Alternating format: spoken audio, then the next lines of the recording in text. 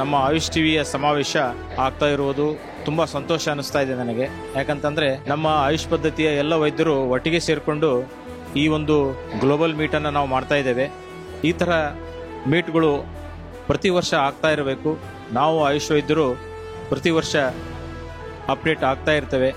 ಅದ್ರ ಜೊತೆಗೆ ಈ ಒಂದು ಸಮಾವೇಶದಲ್ಲಿ ಅನೇಕ ಉಪನ್ಯಾಸಗಳು ಕೂಡ ಆಗಿವೆ.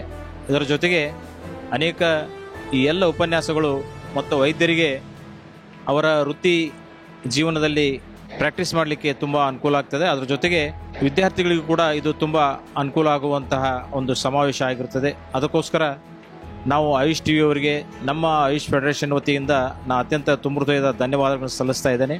ಇದು ಗ್ಲೋಬಲ್ ಒಂದು ಸಮಾವೇಶ ಆಗ್ತಾ ಇದೆ. ಇದು ಇನ್ನೂ ಹೆಚ್ಚಿನ ಒಂದು ಸಾರ್ವಜನಿಕರಿಗೆ ತಲುಪಬೇಕು. ಯಾಕಂತಂದರೆ ಕೇವಲ ವೈದ್ಯರಿಗೆ ಮಾತ್ರ ಇದರ ಎಕ್ಸ್ಪೀರಿಯನ್ಸ್ ಆಗೋದು, ಸಾರ್ವಜನಿಕರಿಗೂ ಕೂಡ ಇದರ ಒಂದು ಅನುಭವ ಆದರೆ ಮಾತ್ರ ಈ ಒಂದು ಸಮಾವೇಶ ಸಕ್ಸಸ್ ಆಗ್ತದೆ ಅಂತ ನಾನು ಹೇಳಿಕ್ಕೆ ಇಷ್ಟಪಡ್ತೇನೆ. ಈ ಸಮಾವೇಶದಲ್ಲಿ ಎಲ್ಲ ರೀತಿಯ ಒಂದು ಆರ್ಗನೈಸೇಷನ್ ಇರ್ಬೋದು, ಎಲ್ಲ ಕಮ್ಯುನಿಕೇಷನ್ನು, ಎಲ್ಲ ಒಂದು ಫುಡ್ ಇರ್ಬೋದು, ಎಲ್ಲವನ್ನು ಕೂಡ ನಮ್ಮ ಆಯುಷ್ ಟಿವಿ ಅದರ ಜೊತೆಗೆ ಎಲ್ಲ ಸಂಘ ಸಂಸ್ಥೆಗಳು ತುಂಬ ಅತ್ಯಂತ ಅಚ್ಚುಕಟ್ಟಾಗಿ ನಿರ್ವಹಿಸಿವೆ. ಆಯುಷ್ ಫೆಡರೇಷನ್ ಪರವಾಗಿ ಹಾಗೂ ನಮ್ಮ ಜಿಲ್ಲೆಯ ಹಾವೇರಿ ಜಿಲ್ಲೆಯ ಎಲ್ಲ ಆಯುಷ್ ವೈದ್ಯರ ಪರವಾಗಿ ಅತ್ಯಂತ ತುಂಬ ಹೃದಯದ ಧನ್ಯವಾದಗಳನ್ನು ಸಲ್ಲಿಸ್ತಾ ಇದ್ದೇನೆ.